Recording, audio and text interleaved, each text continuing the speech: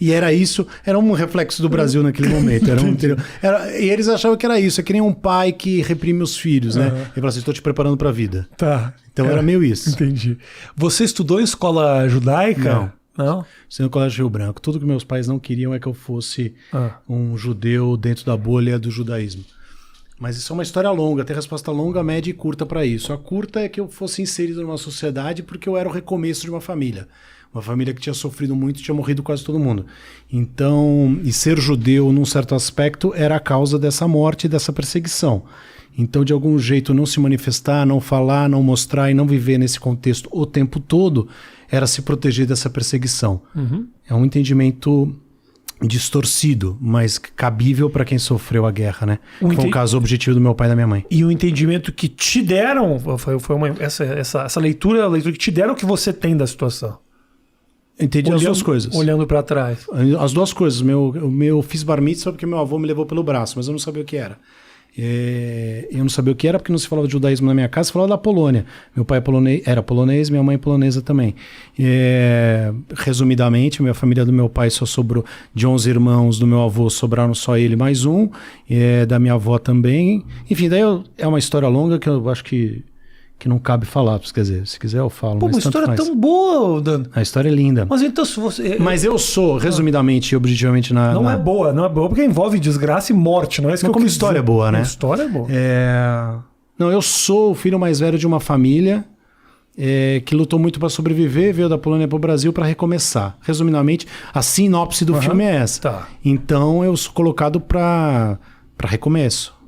Eu sou colocado num colégio não judaico, sou bom aluno, não se fala de judaísmo em casa.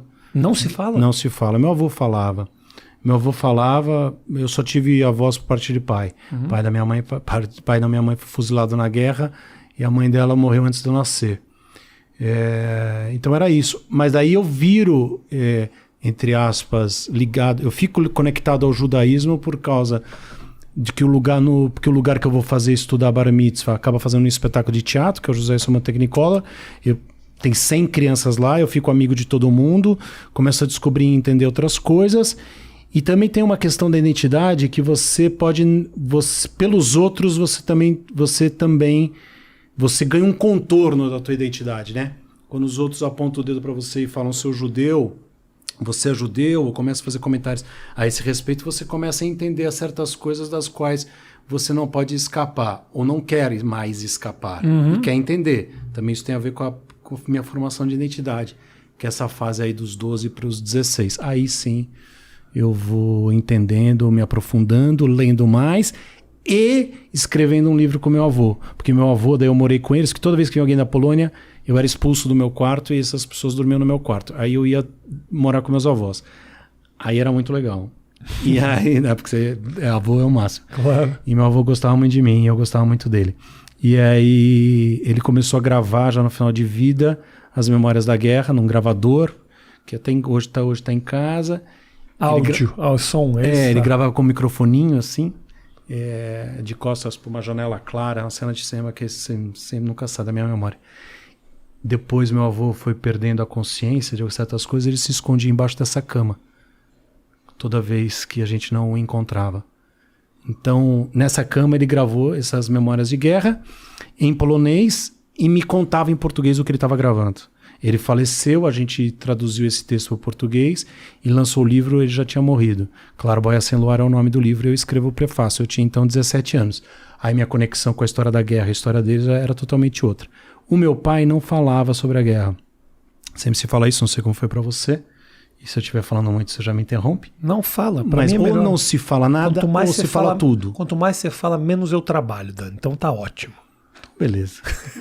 Fico tranquilo. Não, na minha casa não se fala. Não, na minha casa, na verdade, assim, meu pai escolheu que eu me batizasse depois de adulto. Ele não me batizou, na verdade. Então, assim, eu não sou judeu. Meu pai é judeu. Meu pai é judeu, lê, se informa, sabe de tudo, tem uma biblioteca gigantesca de livros falando sobre a Segunda Guerra, sobre o judaísmo, sobre os judeus pelo mundo. Então eu via meu pai muito interessado e muito envolvido. Minha mãe não é. Então ficou aquela coisa do tipo, vamos deixar que em algum momento ele vai pender para o lado que ele quiser, se ele quiser no futuro se batizar, ou ele faz o que ele quiser. Mas a gente mora num país, abrindo um parênteses rápido, todo mundo veio de algum lugar, né?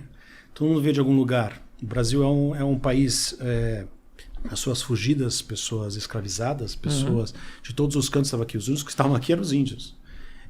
Então eu acho fundamental, é fundamental em qualquer país, mas ainda mais no Brasil, pela própria curta história, pela falta de educação e cultura, que as pessoas saibam quem elas são. Sim. Ao que elas pertencem. Claro, claro. De onde elas vieram. Eu acho isso importante. Hoje em dia, mais ainda, onde essas coisas são todas distorcidas e a história, de alguma maneira, rediscutida, negada, mudada, etc., conforme interesses políticos em geral. Voltando para a minha história de uma maneira rápida, meu avô gravou, fizemos o livro, lançou o livro, e daí minha relação virou outra. Era isso? Era. Com a raiz, a tua raiz, é isso que você está falando, a relação? Com o judaísmo, você está falando? Meu pai, não, porque eu falava isso no meu pai, né?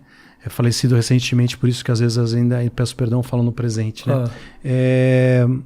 Meu pai não falava da perseguição porque ele nasceu durante o nazismo, né? Ele nasceu em Cracóvia, na Polônia, e foi entregue para uma outra família para ser cuidado, enquanto a família do meu avô se escondeu no sótão de uma fábrica de carvão. Lá eles ficaram 3 anos. No meio dessa história, o meu pai estava morrendo de inanição. Inanição, para quem não sabe, é a falta de alimentação. A minha avó sai desse esconderijo por causa do zelador. O zelador desse prédio, que cuidava desse prédio já abandonado por causa da guerra, ele era amigo do meu avô e católico. Católico polonês. Né? E ele fala, o seu filho está morrendo, minha avó vai lá ver, porque ela falava bem alemão, ela volta e tem uma votação nesse sótão para ver se traz ou não traz a criança. Meu avô sempre falava isso, ganhamos, mas não por unanimidade. Meu pai foi trazido num saco de estopa e diziam muito fraco e quase morrendo. Ali ele passou o restante da guerra. Ele era sufocado toda vez que chorava e isso trouxe sequelas para ele. Então meu pai teve sequelas durante a vida toda de ter brancos de memória ou de ação. Caralho. Que ele nunca soube direito e nunca soube se tratar sobre isso. Eu lembro quando eu estreiei uma vez uma peça, eu nunca contei essa história, mas ela me toca em especial. Acho que por isso que eu nunca falei também, né? Quando eu fiz uma peça com a Irene Ravache, chamada Meu Deus, a gente estreou Teatro FAAP, lindo, lotado, direção da Elias Andreato, e meu pai estava sentado ali com minha mãe, minha irmã, etc. E de repente a gente está no momento da peça, eu vejo um rebuliço no canto dele ali. Era ele que tinha apagado, no meio da estreia. Aí eu olhei, e essa coisa de palco, né? Você olha, você percebe, não sei se você é assim, eu percebo e olho quais são as cadeiras vazias, tudo que está acontecendo.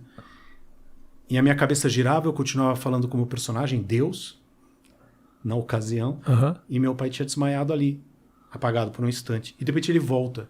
Depois da peça a gente conversou e falei, e aí, o que você achou? Aí ele falou tudo e eu não falei nunca para ele que eu tinha visto, e ele nunca tinha me falou que ele não viu parte da peça. Então, às vezes, pequenos segredos são gestos de amor.